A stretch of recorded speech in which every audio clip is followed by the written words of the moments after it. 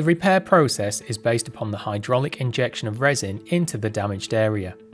The Elite repair bridge is used to hold an injector firmly against the glass. This creates a seal so that the resin can be applied to the brake. It is critical that the bridge is set up correctly, as this will ensure that no time is lost or resin wasted during the repair process.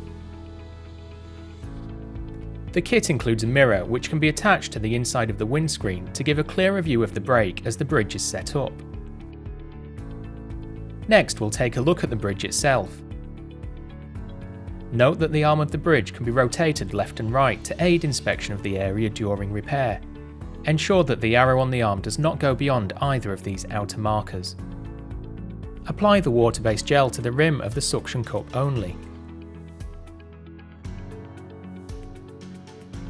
Place the bridge against the surface of the windscreen, with the aluminium collar positioned over the impact crater.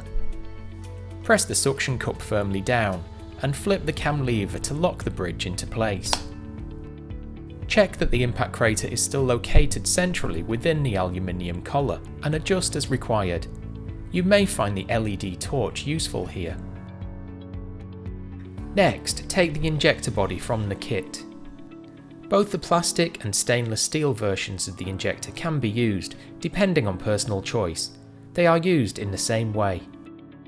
The injector body features a fine thread which allows it to be screwed into the collar. A small lip prevents it from being over-tightened. It should come to a light rest against the surface of the windscreen at an angle of 90 degrees, which ensures that the resin will not leak.